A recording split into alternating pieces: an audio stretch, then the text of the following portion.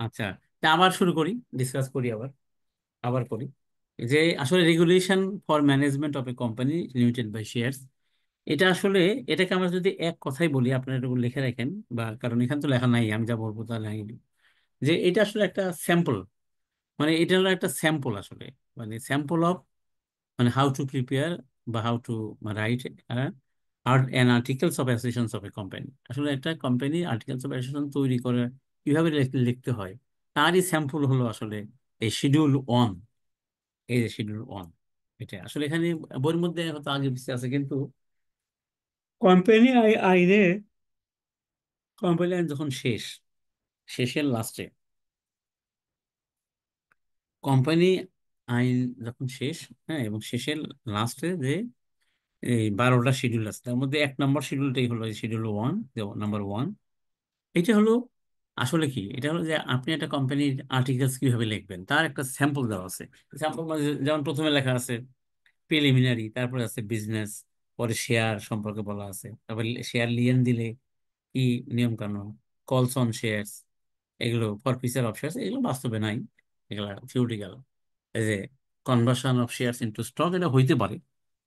এই যে নিয়ম কানুনগুলো আপনার কোম্পানির জন্য আপনি কিভাবে লিখবেন তার একটা স্যাম্পল, নমুনা, বাংলায় হলো নমুনাটা, এখানে দেওয়া আছে। হ্যাঁ, এই যে এখানে পর্যন্ত আছে, এখানে সব নাই। যেমন আমার, মানে এই ম্যানুয়ালটা লেখাটা একটু উলট পালট আছে। প্রয়োজন ছিল যে আগে হয়তো ওইটা কিভাবে লিখবে এটুকু বলে শেষে যে আলোচনা করা, অথবা যদি এখানে যেহেতু কিছু আলোচনা করছে তাহলে বাকিগুলোও এখানে আলোচনা করা উচিত ছিল।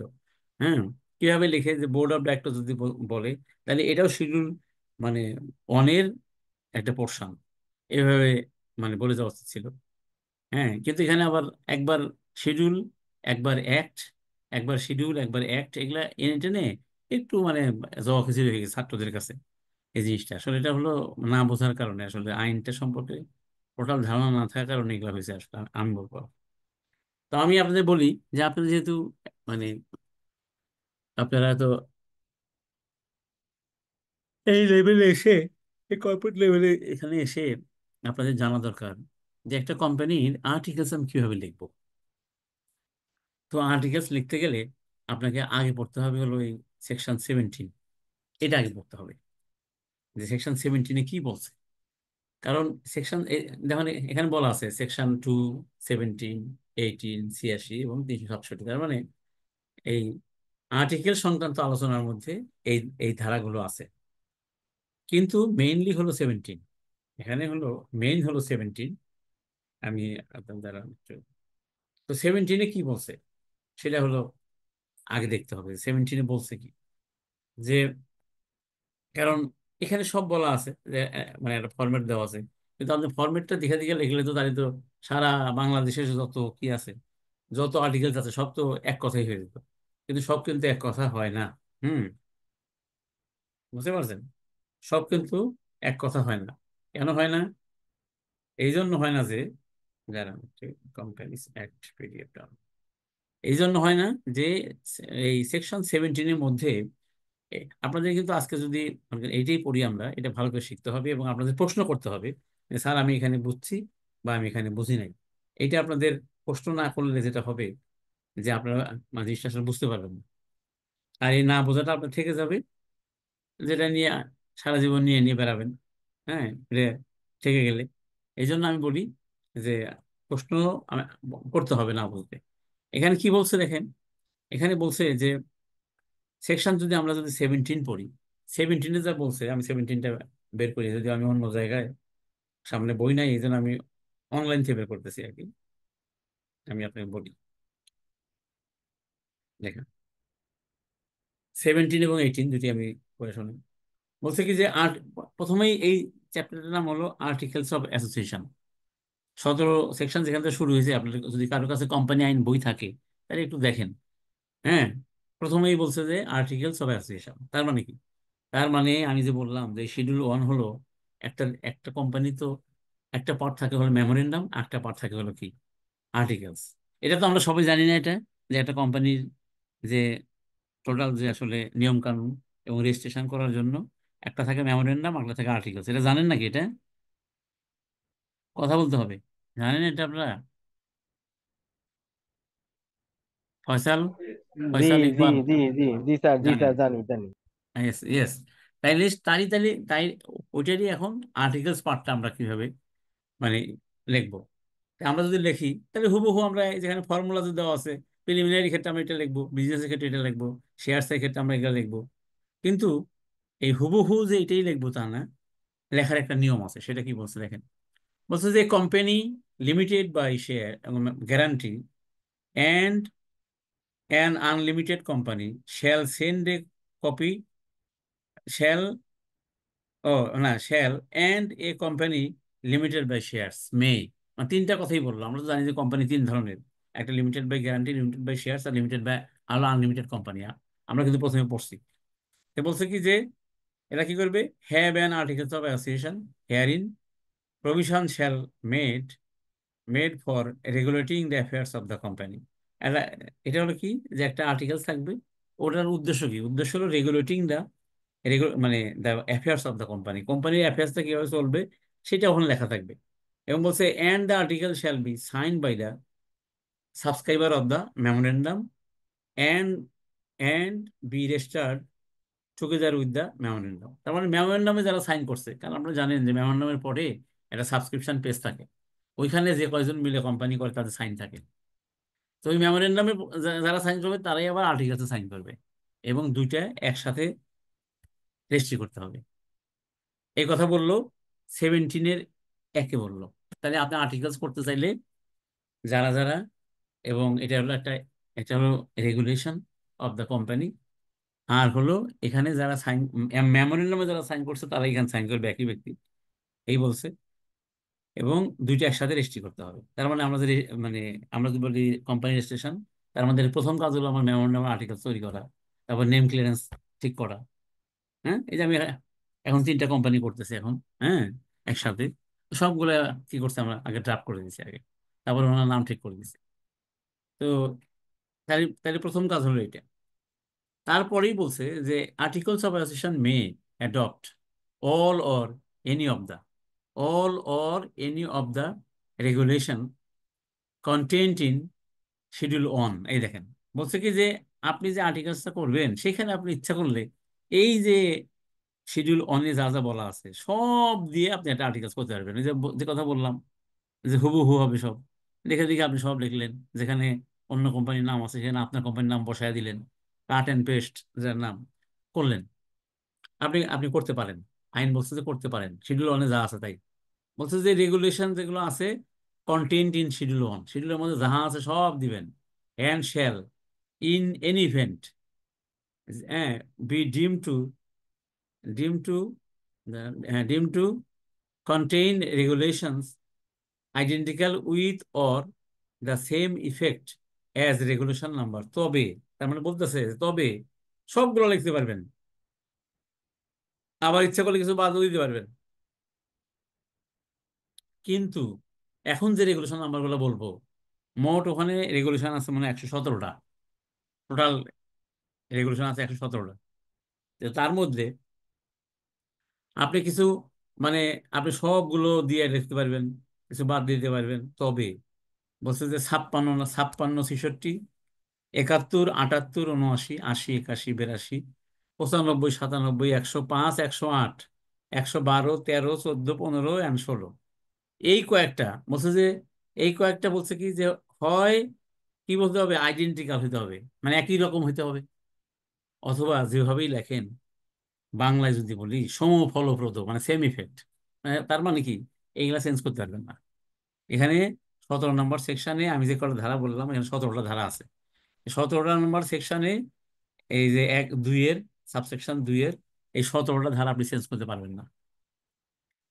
পরে বলছে যে আপনি প্রোভাইডেড দ্য রেগুলেশন 78, 79, 81, 82, 78, 79, 81, 82 অ্যান্ড, হ্যাঁ, 81 and 82 শ্যাল নট বি ডিম টু বি ইনক্লুডেড। তবে এই চারটা, 1, 2, 3, 4, 5টা ধারা, মানে 78, 79, 80 হবে, ওটা 82 ভুল আছে, 80, 81, 82, এই 5টা ধারা, এই 5টা ধারা মানে এই রেগুলেশন এই এটা প্রাইভেট কোম্পানির ক্ষেত্রে প্রযোজ্য হবে না, ওটা হলো শুধু পাবলিক কোম্পানির ক্ষেত্রে প্রযোজ্য।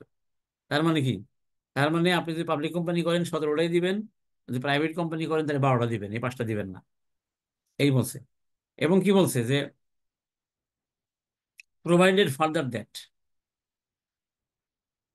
হুম, provided further that regulation 108 shall be deemed to require that a statement of the reason why of the whole amount of any item of expenditure, হ্যাঁ, expenditure which may in fairness be distributed, এটা আমরা কোথায় বললাম, হ্যাঁ, distributed over several years, এটা বোধ হয় এখানে মনে হয়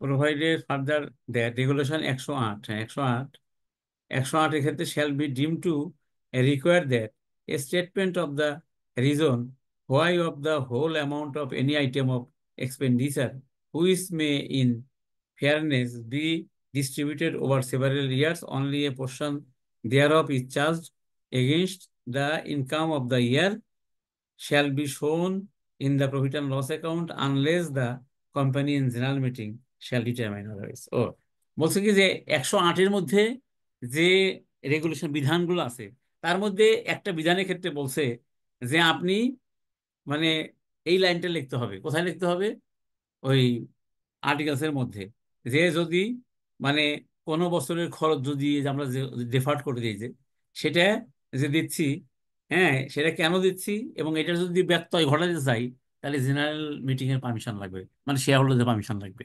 এটা আপনাকে লিখতে হবে। এইটা বলছে মানে লেখার জন্য মেইনলি হলো ওই 17টা, তার মধ্যে 17টার মধ্যে কিন্তু 105 108ও আছে। তবে 108-এর ক্ষেত্রে বলছে যে ওখানে তো বলা আছে যে এটা ডেপার্ট করে দেওয়া যাবে, কিন্তু ডেপার্ট না করে যদি আপনি যদি 1 বছরই চার্জ করতে চান, কথার কথা, তাহলে আপনাকে যেটা করতে হবে, আপনাকে জেনারেল মিটিং এ পারমিশন নিতে হবে, এই লাইনটা লিখে দিতে হবে, এই কথা বলছে। আর 3-তে বলছে in case of an unlimited company or a company limited by guarantee, মানে শেয়ার যদি না হয়, the articles if the company has a share capital shall state the amount of share capital with which the company proposed to be registered। হ্যাঁ, আমরা তো এটা সবসময় লিখি যে যে অথরাইজ ক্যাপিটালের ঘরই আছে, আপনি যে মেমোরেন্ডাম এবং আর্টিকেলসে এই অথরাইজ ক্যাপিটাল কত কি, হ্যাঁ, কত টাকা, কতটি শেয়ার, ইচ শেয়ার কত করিয়া, মোট কত টাকা। আপনি তো লিখবেন যে 10 লাখ শেয়ার 100 টাকা করিয়া, 10 কোটি টাকা, এরকম এটা লিখতে হবে। এটা আমরা সবসময় সবসময় লিখে দিই। আর কি লিখি, আর আর দেখেন 18-তে যাই, অ্যাপ্লিকেশন অফ শিডিউল 1 কিভাবে অ্যাপ্লাই করবেন। In the case of a company unlimited by shares or registered after the commencement of this act, if the articles not registered or if the articles are registered in so far as the articles do not exclude or modify the regulations, ওই যে বলছে যে modify যদি না করেন schedule অনেক যা আছে সবভাবে দিয়ে দেন, those regulations shall so far as applicable be the regulations of the company in the same manner and in the same extent, and as if যেন as if they were contained in the duly registered articles। এবার আমি আপনাদের summary করি। আপনার হয়তো এতক্ষণ শুনতে শুনতে হয়তো কারোর মাথায় নাই, কেউ হয়তো অন্য মনস্ক হয়ে গেছেন, এবার মনস্ক হন, আমি আপনাদের সহজ করে বলে দিই। আপনি যখন কোম্পানি মানে আর্টিকেলস লিখবেন, এই শিডিউল অনের মধ্যে যা আছে হুবহু সবকিছু লিখে দিতে পারবেন, কোনো সমস্যা নাই। তবে খালি বলছে যে ওই যে 78, 79, 80, 81, 82 এই 5টা, এইটা শুধু খালি প্রাইভেট কোম্পানির ক্ষেত্রে হবে না, ওটা হলো পাবলিক কোম্পানির ক্ষেত্রে হবে। আর পাবলিক কোম্পানির সাবসিডিয়ারি কোম্পানি যদি প্রাইভেটও হয় সেখানে হবে, কিন্তু পিওর পাবলিক যেখানে সেখানে ওই 5টা হবে না। আর সব লিখে আপনি করে দিতে পারেন, কিন্তু আবার পরে বলা হয়েছে যে আপনি ইচ্ছা করলে আরো অন্যান্য কিছু এর সাথে আপনি লাগাইতে পারবেন। তবে আপনি ওই যে আমরা যে বললাম 17টা সেকশন, ওর কোনোটাই যদি আপনি বাদও দেন, কিন্তু আইন বলতেছে আপনি বাদ দিলেও আপনার যখন কোনো একটা ঘটনা ঘটবে তখন ধরে নেওয়া হবে যে আপনার ওই সবটি যেগুলো চেঞ্জ করা যায় না সেগুলো আপনার আর্টিকেলসের মধ্যে বিধৃত আছে, ইনক্লুডেড করা আছে, এটাই মনে করা হবে করে আপনি ধরেন সামনে একটা ঘটনা, একটা বিচার করা লাগলো বা হ্যান ত্যান, বা একটা কোর্টে গেলেন, কোর্ট বলবে যে হ্যাঁ আপনি আর্টিকেলসে নাই, কিন্তু আইন তো বলছে যে আপনি না লিখলেও ওটাকে আর্টিকেলসের মধ্যে আছে বলে ধরে নেওয়া হলো। তার মানে কি, আপনি যদি আর্টিকেলস লিখতে চান, তাহলে আপনাকে এই যে এগুলো জানতে হবে, জেনে সেইভাবে লিখতে হবে। বলেন, কেউ বুঝলেন কি বুঝলেন না? না বুঝলে আমাকে আবার প্রশ্ন করেন।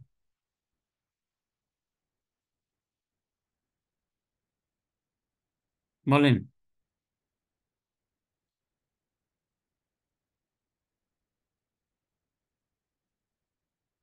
কি কেউ নাই? সবাই কি বুঝতে পারছেন? খালিদ?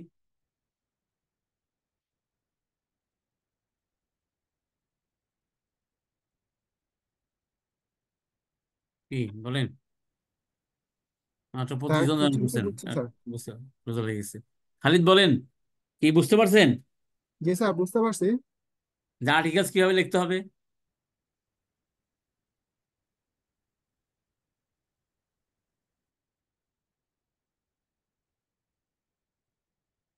বুঝতে পারছেন, আচ্ছা ঠিক আছে। কিন্তু প্রশ্ন নাই কেন? বুঝলে তো প্রশ্ন থাকা উচিত ছিল। যাই হোক, এখানে আছেন আপনারা 24 জন আছেন আমি বাদে, কিন্তু আপনাদের তো আসলে আরো ভালো করে এটা শোনা শোনা উচিত। এটা না শুনলে কিন্তু আপনারা অনেক জায়গায়, জীবনে অনেক সিদ্ধান্তের ক্ষেত্রে আপনারা কিন্তু মানে ভালো সিদ্ধান্ত দিতে পারবেন না, অথবা অন্যের উপর ডিপেন্ড করতে হবে। আপনি নিজের মানে মনের মধ্যে যেটা আপনার একদম সাহস নিয়ে যে একটা মানুষকে একটা সাজেশন দিবেন, সেটা পারবেন না। কেন পারবেন না? আলটিমেটলি যেহেতু আপনার মানে যদি এই এই জিনিসগুলো যদি আপনার যাতে কি না থাকে, ক্লিয়ার না থাকে, এরা যত ক্লিয়ার থাকবে তত আপনি মানুষের ইয়ে করতে পারবেন। যদি বুঝে থাকেন, তাইলে আপনি যখন কি করবেন, ওই আর্টিকেলস লিখবেন, সেখানে এসে যে বোর্ড অফ ডাইরেক্টরস লিখতে হবে, আর্টিকেলসের মধ্যে আছে। ওখানে কিভাবে লিখতে হবে, ওখানে একটা ফরম্যাট করে দেওয়া আছে, সেটা আবার এখানে নাই মনে হয়। নাই একটু জবা খিচুড়ি এখানে করা আছে। হুম। আবার কিছু কিছু শিডিউল শিডিউল ইয়ে এখানেও আছে। আচ্ছা পড়ি আমরা, মানে লেখাটাই হয় নাই। শুরু করলাম আর্টিকেল সেগুলো অন দিয়ে, সেটা শেষ করলাম না। আবার মাঝখানে বোর্ড অফ ডাইরেক্টরস বললাম, তাহলে বোর্ড অফ ডাইরেক্টরস কিভাবে আছে শিডিউল অনে সেটা আগে লেখা লাগছিল।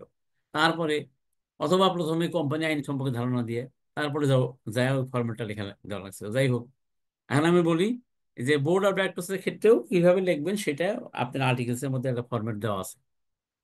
তবে সেগুলা কি আইনের যে ব্যাখ্যাগুলো দিয়েই করা আছে। তো এবার আমরা দেখি formation of the board. We know that a company is an artificial person created by law and it does not have any physical existence. আমরা সবাই জানি যে কোম্পানি কি হয়, একটা আর্টিফিশিয়াল জুডিশিয়াল পার্সন, সে নিজে কাজ করতে পারে না। As such, it cannot act itself. সে নিজে কাজ করতে পারে না।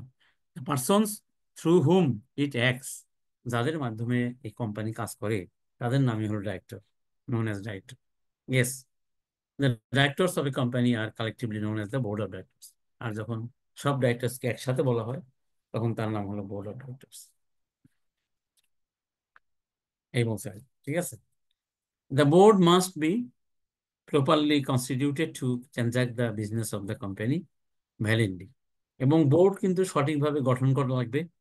আবার বোর্ড মিটিং যখন ডাকবেন তখন প্রপার নোটিশ দেওয়া লাগবে, এবং প্রপার কি করতে হবে, আলোচনা করতে হবে, এবং প্রপার মানুষ রাখতে হবে। তাইলেই সেইটা হবে হলো কার্যকরী, ভ্যালিড হবে।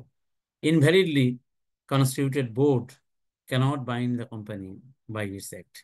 বলে দিচ্ছে, বোর্ড যদি আপনি ঠিক মতো কনস্টিটিউট না করতে পারেন, এবং বোর্ড মিটিং এর জন্য যদি আপনি ঠিক মতো, হ্যাঁ, তারপরে কিন্তু সেই বোর্ডের যে সিদ্ধান্ত হবে, তার কাজ কিন্তু তার কাজ কিন্তু কোম্পানি লায়াবল হবে না।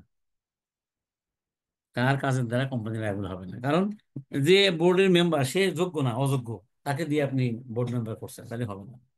However, under certain circumstances, the acts of the directors who have been invalidly appointed would be valid. হ্যাঁ, বলছে কি যে তাকে দ্বারা কোম্পানি লায়াবল হবে না, তবে তার কাজটা কিন্তু কি হবে, কাজটা যদি ঠিক মতো সে করে থাকে, তাহলে সেটা বৈধ হবে। কিন্তু তার অ্যাপয়েন্টমেন্ট অবৈধ হওয়া সত্ত্বেও, যখন ধরা পড়বে তখন আর সে, কিন্তু তারপরে যদি আবার ধরা পড়ার পরে যদি সে যদি কোনো সিদ্ধান্ত নেয়, তাহলে সেটা কিন্তু বৈধ হবে না। এটা বুঝতে হবে। আপনি জেনে গেলেন যে এই ডাইরেক্টর সাহেবের ওনার অ্যাপয়েন্টমেন্ট ঠিক নাই, ইনভ্যালিডলি অ্যাপয়েন্টেড। তারপরে যদি সে আবার কোনো বোর্ড মিটিং এ যদি সে অ্যাটেন্ড করে, তাহলে হ্যাঁ, তাহলে কিন্তু ওই ওই আর শেষ দিনে যে কোনো কাজ কাজ তাকে দেন, সে করে, ভ্যালিড হবে না। আগের গুলো ভ্যালিড হবে, কারণ সে তো কাজটা ঠিক মতোই করছে। আগেরটা ভ্যালিড হবে, এটা মনে রাখেন এগুলা কিন্তু।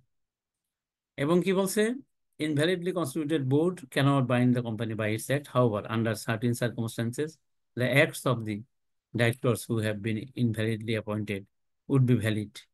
ওই যে বলছে তার কাজটা ভ্যালিড হবে if the irregularity in appointment is discovered subsequently.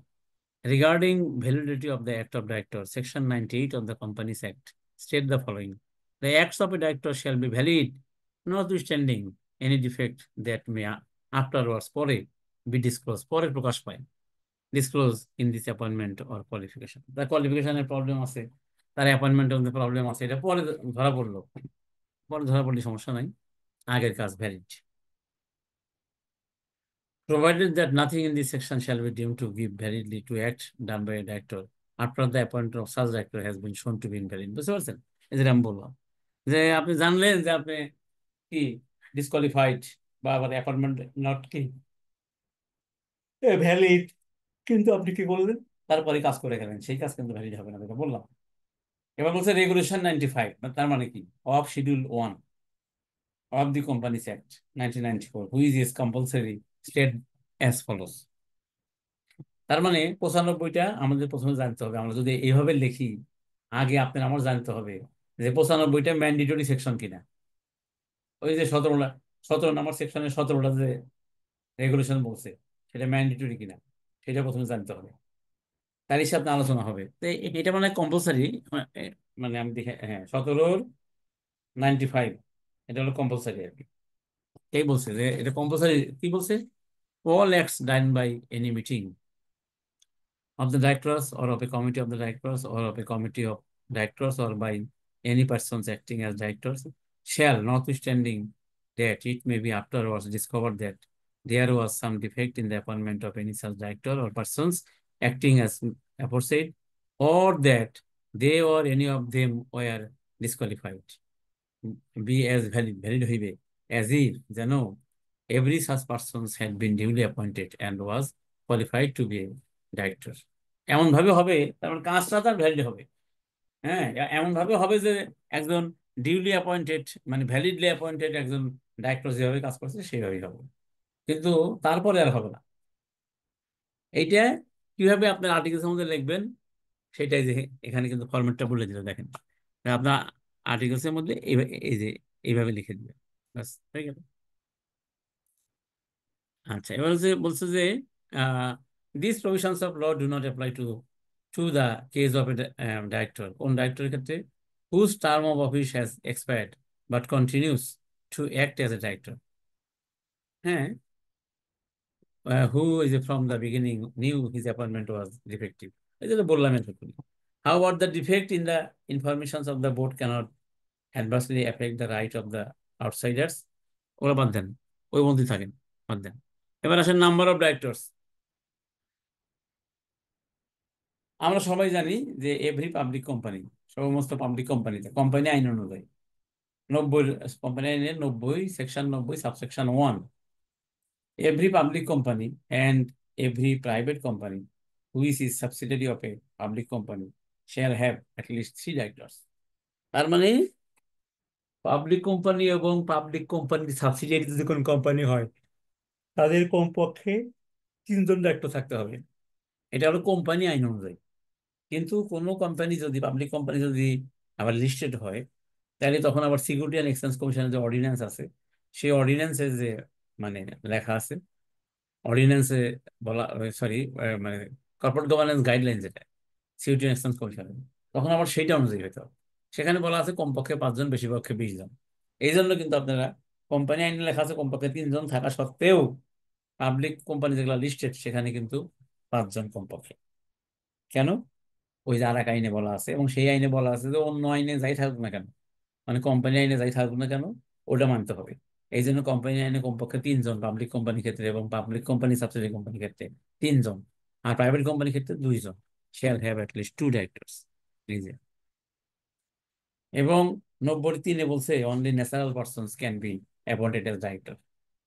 বোর্ডের যে ডাইরেক্টর হবে সে হবে ন্যাচারাল ব্যক্তি, আপনার আমার মতো ব্যক্তি হইতে হবে। কোনো কোম্পানির ডাইরেক্টর অন্য কোম্পানি হইতে পারে না। অন্য কোম্পানির শেয়ার হোল্ডার হইতে পারে কিন্তু ডাইরেক্টর হইতে পারবে না, কারণ কোম্পানি তো এ নাই, সে ন্যাচারাল পারসন না, সেটা হলো আর্টিফিশিয়াল জুডিশিয়াল পারসন, সেই জন্য সে হইতে পারে না। তাহলে সে কি করে, যে শেয়ার হোল্ডার হয় সে করে কি, তাদের ওখান থেকে ওই বোর্ড থেকে একজন ব্যক্তিকে এই বোর্ডে নিযুক্ত করে, যাকে বলা হয় রিপ্রেজেন্টেটিভ ডাইরেক্টর অফ, ধরেন XYZ company limited.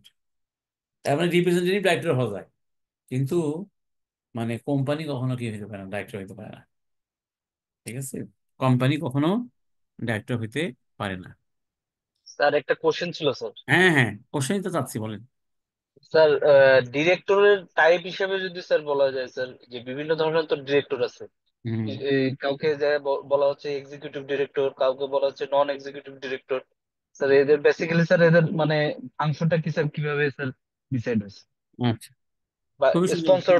Sponsor director sir. হ্যাঁ হ্যাঁ, না পঞ্চায়েত ডিরেক্টর মানে ডিরেক্টরি, কিন্তু আপনি যে কথাটা বলছেন এটা কয়েকভাবে বলা যায়। আপনি যেভাবে বলছেন আমি সেভাবে বলি, আপনি যেভাবে বলছেন সেভাবে আমি বলি। যে এক্সিকিউটিভ ডাইরেক্টর এবং নন এক্সিকিউটিভ ডাইরেক্টর, এইটা কিন্তু মানে আপনার পদবি দিয়ে বিচার করলে হবে না। কারণ বিভিন্ন কোম্পানিতে আছে ইডি, ইডি মানে এক্সিকিউটিভ ডাইরেক্টর। ওই ইডি কিন্তু আপনার এই ডাইরেক্টর না, আমরা যেখানে ডাইরেক্টর পড়তেছি ওই ইডি হলো, ওই ইডি সাহেব হলো, সে হলো মূলত হইতে পারে এমপ্লয়ি। এমপ্লয়ি। আচ্ছা, আবার ওই ইডি আবার এই ডাইরেক্টরও হইতে পারে যদি সে ওখানে চাকরি করে।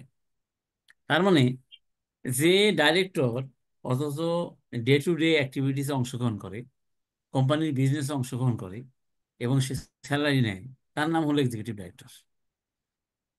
কিন্তু আমরা যদি পদের মধ্যে লেখা থাকে এক্সিকিউটিভ ডাইরেক্টর, সেই সেই ডাইরেক্টর এই ডাইরেক্টর না। এই হলো প্রথম কথা। আচ্ছা, জি জি, আসেন আসেন প্লিজ। আচ্ছা, একটু যান জি please.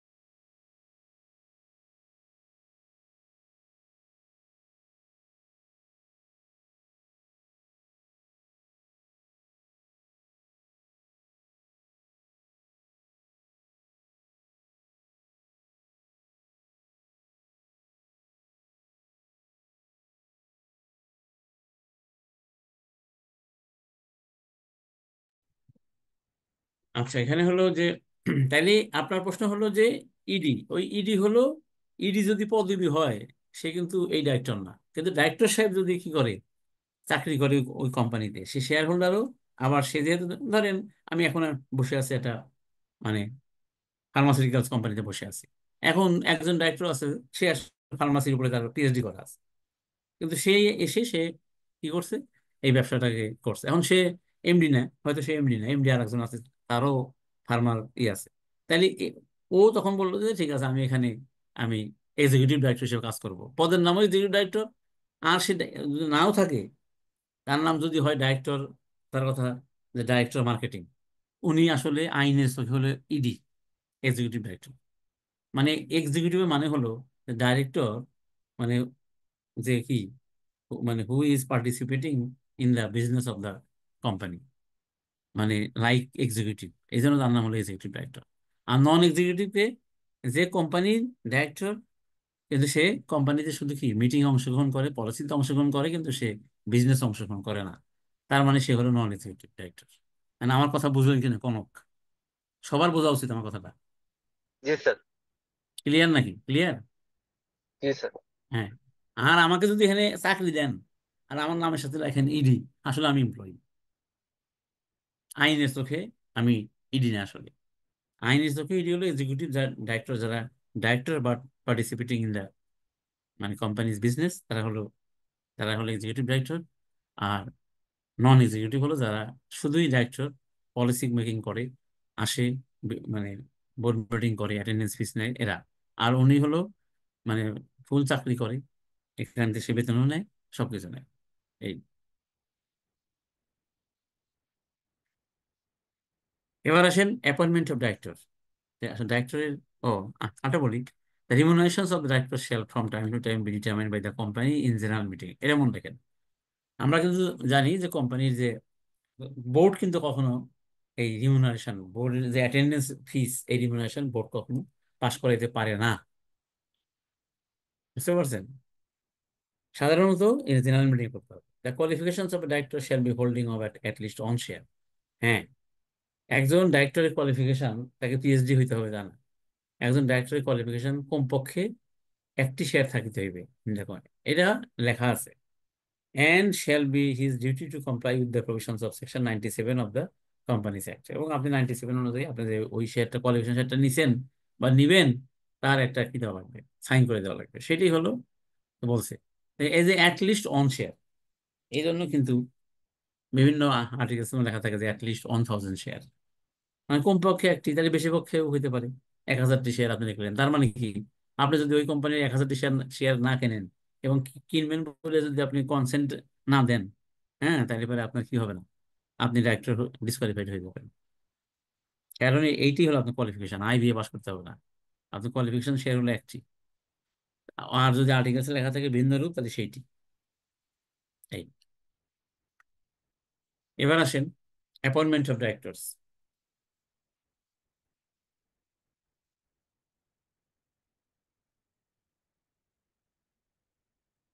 Hmm, appointment of directors. First directors are usually named in the articles of association. তাহলে প্রথম ডাইরেক্টর, ডাইরেক্টর কিভাবে হয়?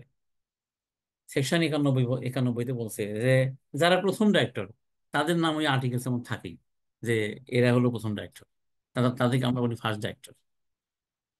এবং notwithstanding anything content in the articles of the company, the subscriber of the memorandum shall be deemed to be the directors of the company until the first directors are appointed. হ্যাঁ, এখন কি হলো, first ডাইরেক্টরের কথা লেখা থাকলো না articles এর মধ্যে, তাইলে যে মেমোরেন্ডামে যারা সাইন করে, আর্টিকেলসে যারা সাইন করে, আমরা ধরে নেব যে ওরাই হলো কি, ওরাই হলো ফার্স্ট ডাইরেক্টর। কোম্পানির আইন বলে দিচ্ছে, the directors of the company shall be elected by the members from amongst their number in general meeting। তাহলে প্রথমটা হলো দুই ভাবে, একটা হলো যে যাদের নাম আছে তারা, নাম না থাকলে যারা আসলে যে সাবস্ক্রাইবার পেজে সাইন করছে তারা, এ হলো প্রথম ডাইরেক্টর, ফার্স্ট ডাইরেক্টর। পরবর্তী বলছে যে ডাইরেক্টর সবসময় ডাইরেক্টর কি দিতে পারে, কোম্পানি জেনারেল মিটিং এ যারা মানে থাকে, শেয়ার হোল্ডার থাকে, তাদের মধ্যে থেকে ডাইরেক্টর হইতে পারে অলওয়েজ। এই যে, তাহলে এটা আটটা, তাহলে আটটা ওয়ে। আর বলছে কি যে any casual vacancy occurring among the directors, কোনো কারণে যদি ডাইরেক্টর ক্যাজুয়াল ভ্যাকান্সি হয়, মারা যায়, ডাইরেক্টর সাহেব যদি ই হয়, এই যে পদত্যাগ করে চলে যায়, বা বিদেশ চলে যায়, পাগল হয়ে গেল, হ্যাঁ, ইনসলভেন্ট হয়ে গেল, হুম, তাহলে কি হবে, ক্যাজুয়াল ভ্যাকান্সি হবে। এই ভ্যাকান্সিটা ডাইরেক্টর সাহেবরা নিজেরাই পূরণ করতে পারে, বাস। But the persons appointed shall be a persons qualified to be elected as a director. মানে, তবে একে যে করবেন তারা কিন্তু ডাইরেক্টর হওয়ার যোগ্য থাকা লাগবে। আর সে হলো কি, যে ডাইরেক্টরের পরিবর্তে আসলো সেই ডাইরেক্টর যেদিন যে এজিএম এ যায় রিটায়ার করবে, আপনাকেও সেই এজিএম এ রিটায়ার করতে হবে। প্রয়োজন পড়লে আপনি আবার পুনরায় ইলেক্টেড হয়ে আসবেন, কিন্তু আপনি রিটায়ার করতেই হবে। তাহলে তিন ভাবে পেলাম আমরা, ফার্স্ট ডাইরেক্টর পেলাম, যে কোনো ডাইরেক্টর পেলাম জেনারেল মিটিং এ, আর লাস্টে পেলাম ক্যাজুয়াল ভ্যাকেন্সি, ডাইরেক্টর করতে পারে।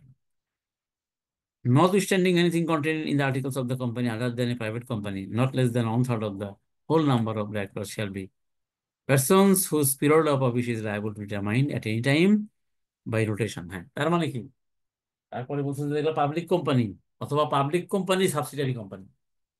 কোন প্রাইভেট কোম্পানি হলেও তাকে, তার স্ট্যাটাস হলো পাবলিক। এই এই কোম্পানি প্রাইভেট কোম্পানি না, পিওর প্রাইভেট না।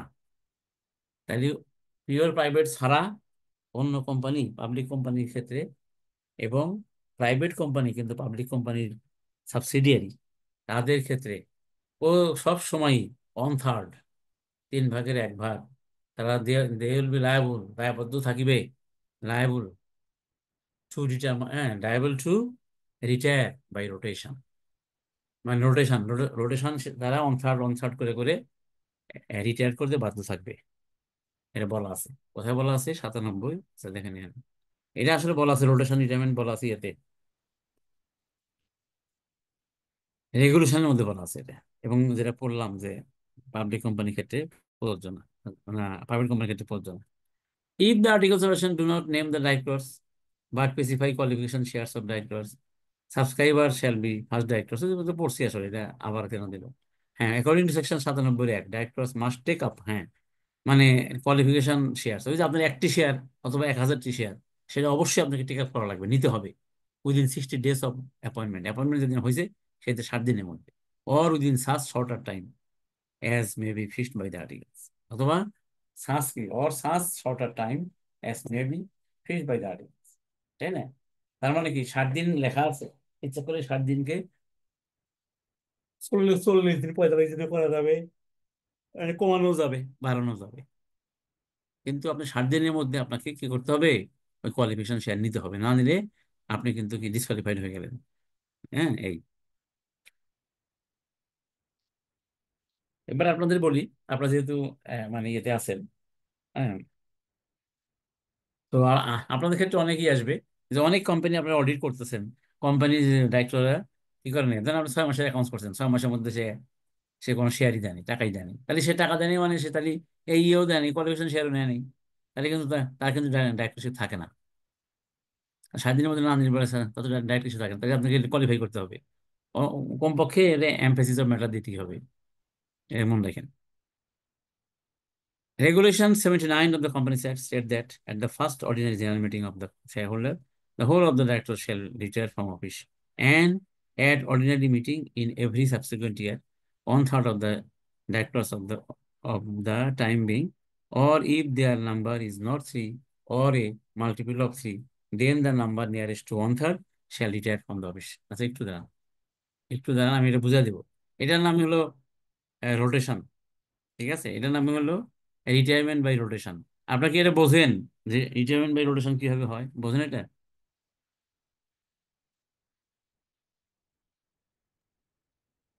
না স্যার, বুঝে না স্যার। এটা আমি একদম আপনাদের উদাহরণ দিয়ে একটু বুঝাই দিচ্ছি, আর বাকিগুলো আমরা পড়ছি, 17-2ও পড়ছি, এগুলো সব পড়ছি আর কি।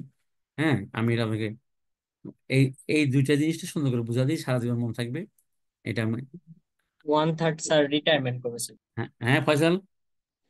স্যার মানে রোটেশন মানে হচ্ছে স্যার প্রতি এজিএম এর ক্ষেত্রে স্যার 1/3 অংশ আর কি বোর্ড অফ ডিরেক্টর রিটায়ারমেন্ট করবে। এই ক্ষেত্রে যারা সবচেয়ে পুরাতন ছিল তারা আগে মানে বিবেচ্য হবে মানে অবসরের হুম, সময়।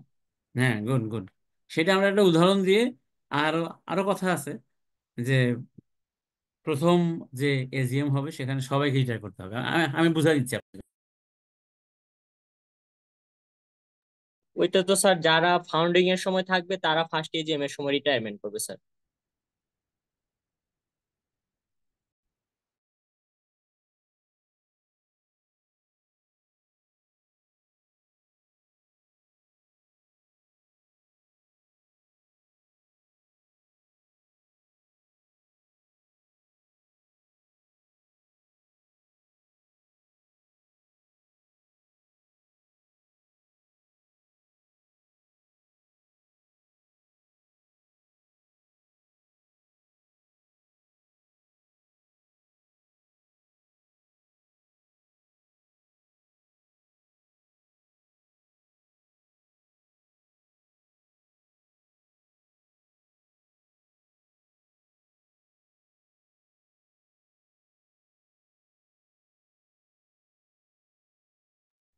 হ্যাঁ সরি, হ্যাঁ ওই যে আসি দূরে, তো এখান থেকে যাবো বাসায়, তারপর তারাই পড়বো, তো বললাম যে কিছু ই নিয়ে আমার গাড়ির মধ্যে যা খেতে পারি, যে এই ইত্যা যদি হয়ে যায়, তা আমি এইটা বুঝাই দিব আজকে ইনশাল্লাহ। আর আমরা এভাবে ধরে নেই যে আপনার ধরেন XYZ কোম্পানি, ওই কোম্পানিতে 9 জন ডাইরেক্টর আছে, ডাইরেক্টর আছে। তাইলে আমরা যে যে এখানে যেটা বলছে, হ্যাঁ যেটা এই যে এখানে বলা আছে এবং ফয়সাল যেটা বললো, সেটা অনুযায়ী আসলে কিভাবে হবে?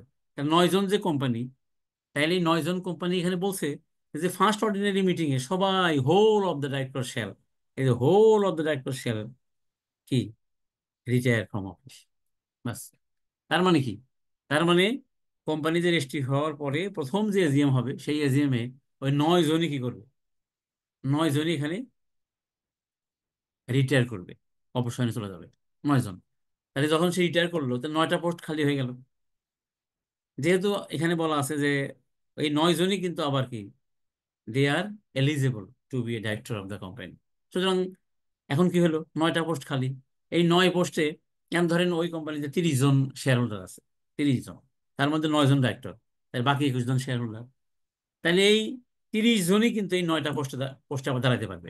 ওই 9 জন রিটায়ার করছে তারাও, কারণ তারা যেহেতু মানে এলিজিবল, যোগ্য তারা, তাহলে কি হবে, 30 জনই দাঁড়াতে পারে। আমরা ধরে নিলাম যে 30 জনের মধ্যে থেকে 10 জন দাঁড়ায় গেল, 9 জন না, 10 জন দাঁড়ায় গেল। 10 জন দাঁড়াইলে, তাহলে প্রথমেই এতে 9টা পোস্টে দাঁড়াইলো, ভোট হলো, যারা যারা বেশি ভোট পাইলো, যারা বেশি ভোট পেলো তারা চলে আসলো, 9 জন চলে আসলো। একজন ফেল যাবো, কারণ যেহেতু 10 জন দাঁড়াইছেন, একজন ফেল যাবো। তাহলে 9 জন নতুন করে চলে আসলো। তারপরে বলছে অ্যাট অ্যান অর্ডিনারি মিটিং, মানে তার মানে এজিএম, ইন এভরি সাবসিকুয়েন্ট ইয়ার, পরবর্তী বছর মানে।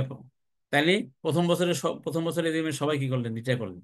সেকেন্ড এজিএম এ যে 1/3, তার মানে 9 জনের 3 জন আপনি রিটায়ার করবেন না। তার মানে 3টা পোস্ট খালি হবে এবার। আগে যেমন 9টা পোস্ট খালি ছিল, এবার এবার হবে।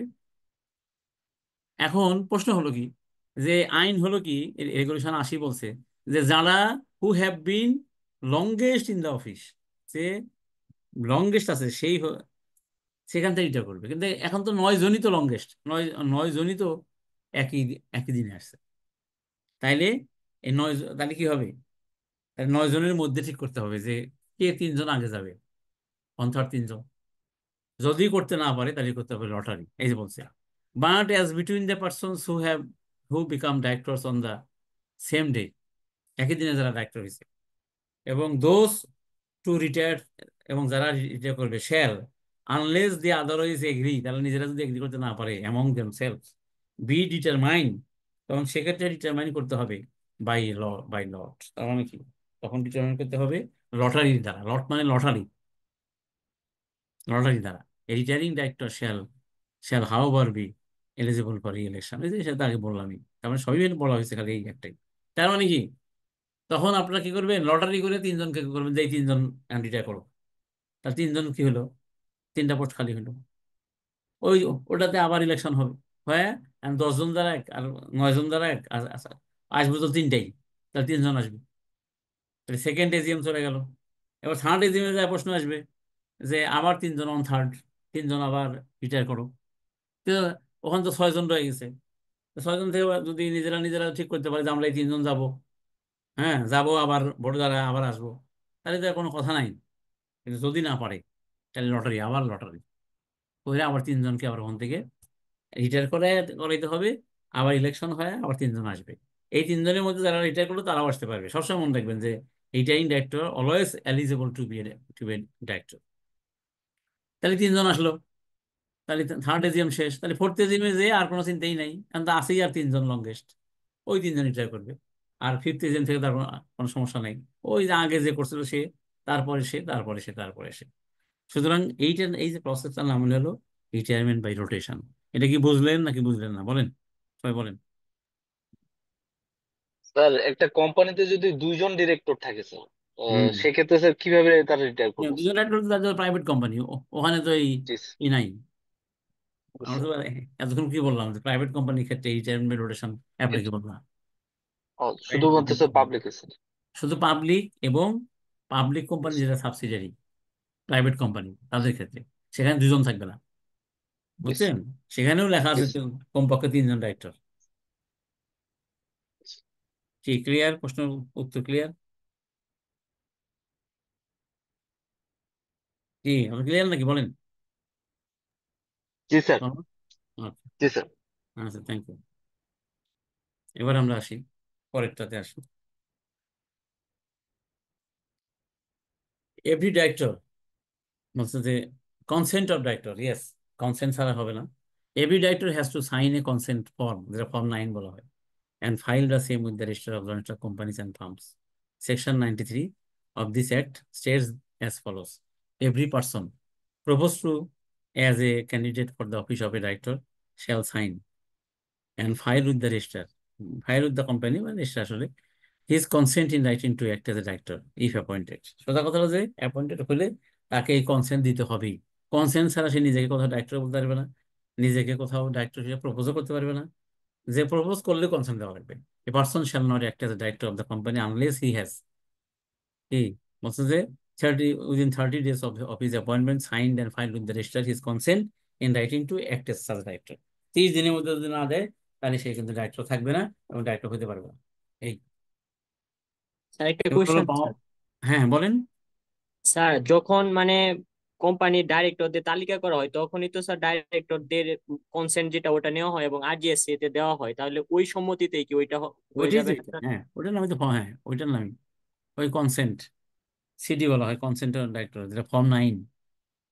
ঠিক আছে, জি স্যার কিন্তু ঠিক আছে। দিতে হবে, না দিয়ে করতে পারবেন না, মিনিং হলো এটা। ঠিক আছে, দিতেই হবে। ফর্ম 9 যেটা যখন আপনি লিস্ট করেন ওটার নাম হলো form 12, particulars of director, list of particulars of directors, মানে পার্টিকুলার্স অফ ডাইরেক্টরস বা লিস্ট অফ ডাইরেক্টরস বলে অংশ। তে ওইটা হলো ফর্ম 12। আর ওর সাথেই আপনি যেটা বলবেন, হ্যাঁ ওর সাথেই দেওয়া লাগবে। কেন দিতে হবে? যে আপনি কনসেন্সাস আপনি ডাইরেক্টর বলা যাবে না, এই জন্য সাথে দিয়ে দিবেন, একসাথে পাশ হয়ে যাবে দুইটা। ঠিক আছে, এবার আসেন power and duties of director. ডাইরেক্টরের পাওয়ার ডিউটি কি, এটা আমরা সহজ করে আমি বলে দিই, এত কিছু পড়া লাগবে না, আপনার পড়েন।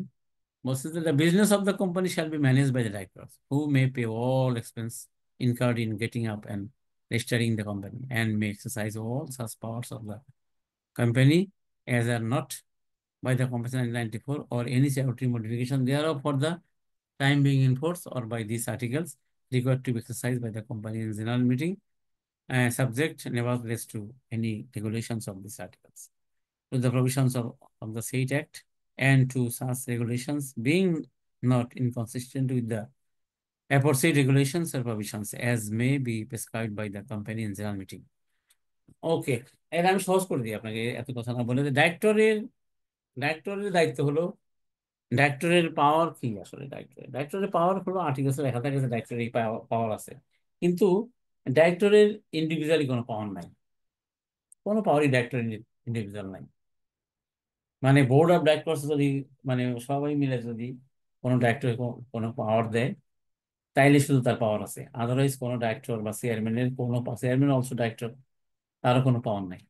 চেয়ারম্যানের খালি একটা পাওয়ারই আছে যে সে দুইটা ভোট দিতে পারে, একটা ভোট দেয় প্রথমে, তারপরে যদি সমান হয়ে যায় তাহলে তার একটা কাস্টিং ভোট আছে, এই হলো তার পাওয়ার, তাছাড়া তার কোনো পাওয়ার নাই আইনে।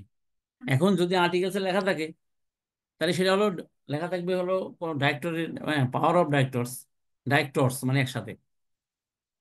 কিন্তু আর্টিকেলসে কি লেখা থাকবে যে যদি কোম্পানি তার যদি মানে বোর্ড মিটিং এ যদি তাকে কোনো ক্ষমতা দেওয়া হয়, সেই ক্ষমতাই হলো তার ক্ষমতা।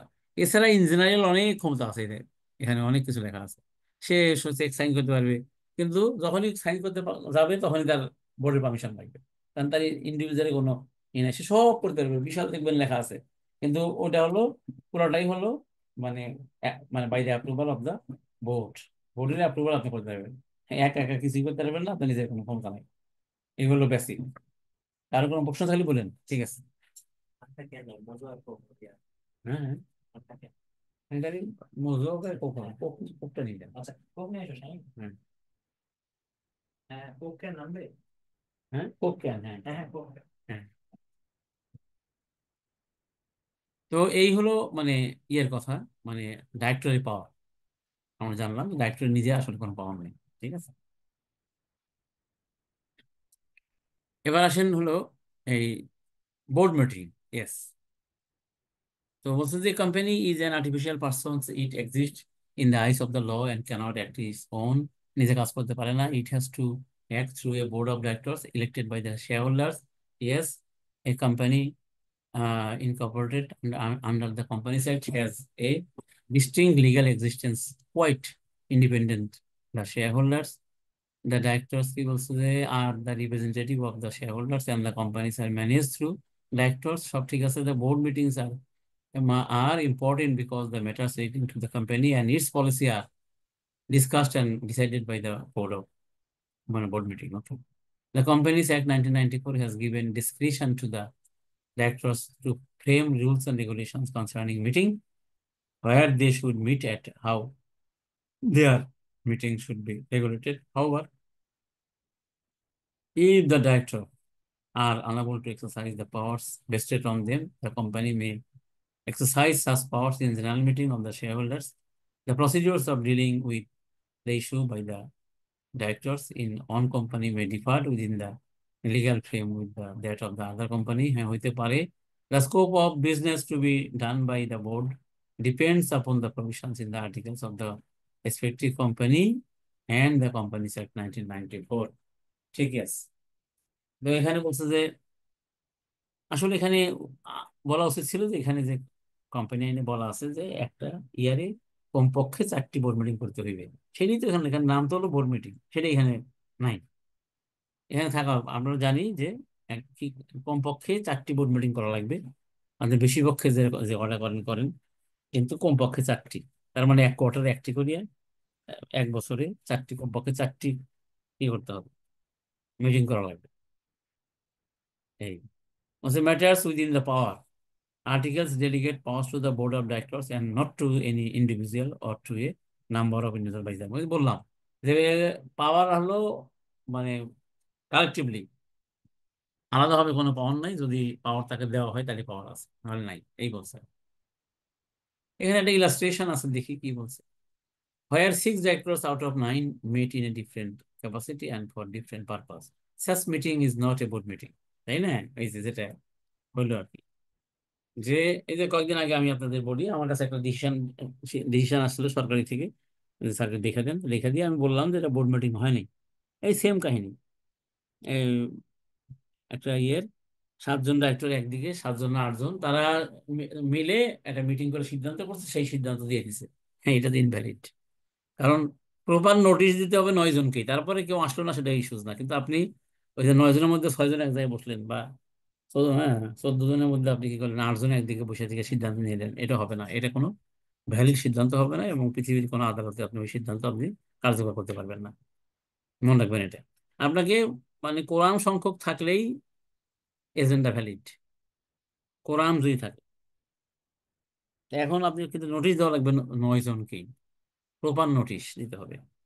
নোটিশে যে আইন আছে, যে 100, ওই যে 11, 12, 12, 13, 14, 15, 16, যেটা আর্টিকেলসে মানে ফর্ম মানে শিডিউল 1-এ বলা আছে, সেইটা সেই অনুযায়ী আপনাকে নোটিশ দেওয়া লাগবে, তারই সে নোটিশ হবে, আদারওয়াইজ নোটিশ হবে না। তবে এই বলছে, এটা সুন্দর জিনিস একটা আমাদের এখানে। এবং directors can meet under informal circumstances. হ্যাঁ, ইনফরমালি বসা যাবে, কিন্তু ফর্মালি কিছু হবে না। If all the directors meet casually in a club, হ্যাঁ, it cannot be treated as board meeting, তাও হবে না, at the options of the one against the will of the others, right?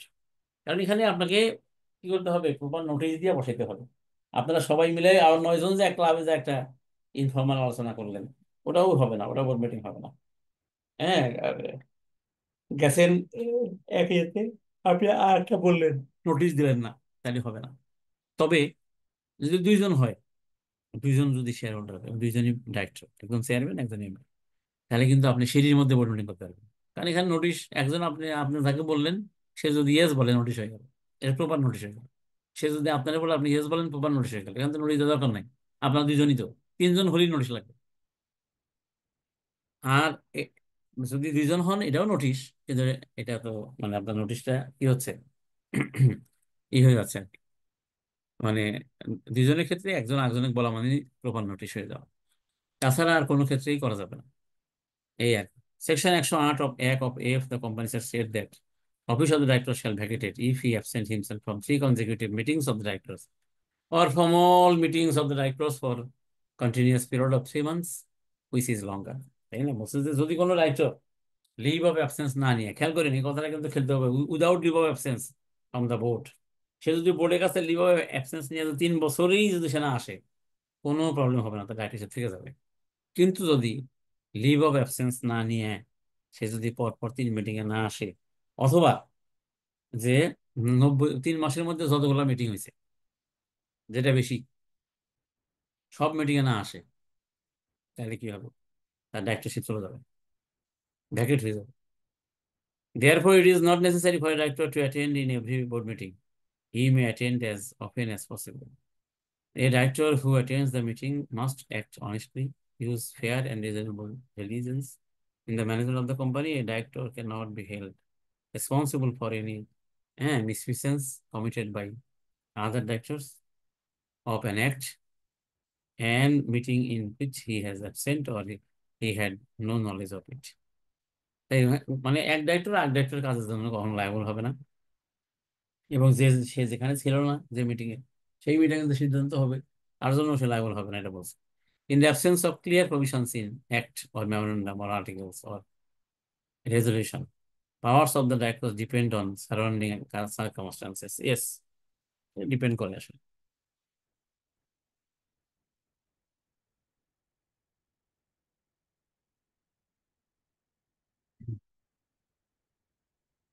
বলছে circumstances when telephonic conversations and informal discussion become board's discussion. Sometimes decisions are taken by the board on the basis of conversations over telephone or informal discussion among themselves. Such telephonic conversations or discussions is not considered as a meeting with the meaning of Companies Act. However, telephonic conversation and informal discussion may be treated as a resolution, subject to the provisions in the articles, and when all the directors sign a resolution based on such conversations of discussion. তার মানে কি, mainly এখানে আসলে resolution by সার্কুলেশনের কথা বলতেছে। আলোচনা করছি, সবাই মিলেই আলোচনা করলাম, তারপরে এটাকে আমি কি করলাম, একটা মাইনাস করে পরে সবার কাছে পাঠিয়ে দিলাম যে আপনারা সাইন করে দেন, সবাই সাইন করে দিল। তার মানে ওটা কি হয়ে গেল, ওটা বোর্ড মিটিংও হয়ে গেল এবং বোর্ডের ডিসকাশন হয়ে গেল এবং ওটা অ্যাপ্রুভাল হয়ে গেল। এটার নাম হলো রেজুলেশন।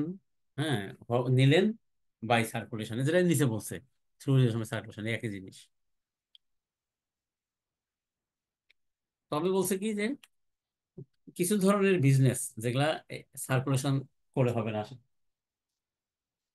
হ্যাঁ, দুইটা আপনার নেন, একটা আমাকে দেন, ওটা আপনার খান, হ্যাঁ নিন, এইটা দেন, হ্যাঁ।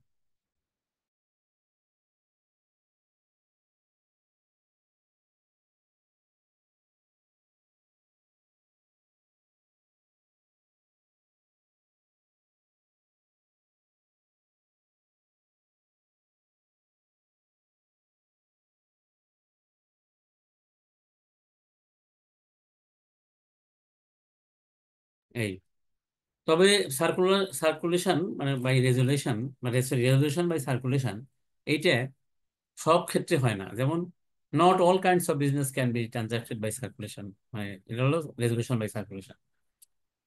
হ্যাঁ, provided that a resolution in writing signed by all the directors of the time being in Bangladesh shall be a valid and effective as if it has been past a meeting. A resolution by circulation provided by all directors, including the interested director, shall not invalidate due to signature of the interested. হ্যাঁ, আচ্ছা, এই আপনাদের কি কোথায়, আমি এটা ওজোর করতে হবে, এখানে আছে না, আপনি থাকেন একটু, ওখানে থাকেন, বাড়ি থাকেন, এই জন্য বলছে কি যে এখানে আসলে যেগুলো হলো কি যে বলছে all business cannot be transacted by circulation, circular resolution বলে না, এটা বলে হলো resolution by circulation, but the companies had provides a particular business has to be transacted in a meeting of the board, such as declaration of solvency. Is it declaration of solvency? এটা section 130 বলছে, sorry 290 বলছে, shall have to be made at a meeting of directors as per section 290. Disclosure of interest, হ্যাঁ, নিজের interest disclose করা in respect of contract as per section 130 অনুযায়ী আপনি interested director, আপনি আপনার যে কি হবে, আপনার যেটা মানে মানে আপনি যেখানে ইন্টারেস্টেড, হ্যাঁ, সেইখানে অবশ্যই এটা সার্কুলেশন দিয়ে হবে না, রেজুলেশন বাই সার্কুলেশন এটা হবে না, এটা এগুলো অবশ্যই মানে মিটিং করতে হবে, ফিজিক্যাল মিটিং করতে হবে, এই বলছে।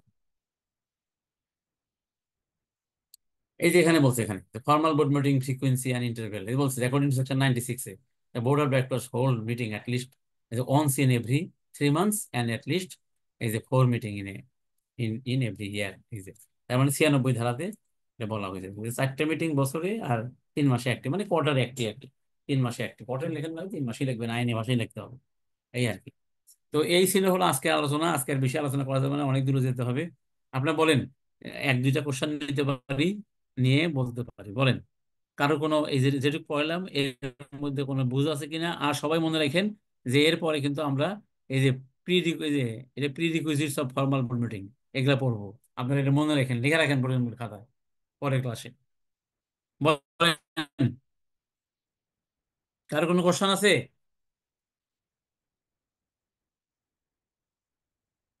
কি ফয়সাল, মান্নান, কনক, কারো কোনো প্রশ্ন আছে? স্যার একটা কোশ্চেন ছিল স্যার, সেটা হ্যাঁ হলো একটু স্যার বলেন। আহ, যারা স্যার মেমোরেন্ডামে সাবস্ক্রিপশন করে স্যার, তাদেরকে কি স্যার ওই স্পন্সর শেয়ার হোল্ডার কি বলে নাকি নাকি হ্যাঁ তারই তাদেরকে স্পন্সরশিপ, বলে স্যার? হ্যাঁ হ্যাঁ তারই হলো স্পন্সরশিপ। আচ্ছা, হ্যাঁ ঠিক জি ঠিক বলছেন, তারই স্পন্সরশিপ হলো। ওকে, বলেন আর কোনো কোশ্চেন থাকলে। যত কোশ্চেন আছে এই স্যারের কাছে করবেন, বুঝছেন? এই যদি কোম্পানি আইন সম্পর্কে কোনো কোনো কোশ্চেন থাকে, কারণ হ্যাঁ ম্যাক্সিমাম আমাদের যারা প্রফেশনালরা, সিএ বলেন সিএস বলেন, তাই না, সিএমএ, সবাই কিন্তু আমার কাছে প্রশ্ন করে রিগার্ডিং কোম্পানি আইন। সুতরাং আপনাদের এবার আমি মনে করি যে চান্স শেষ, আপনারা যত প্রশ্ন আছে করবেন। আর আর একটা কোশ্চেন, হ্যাঁ বলেন, আর কারো কোশ্চেন আছে বলেন, একটা প্রশ্ন করতে পারেন, বলেন।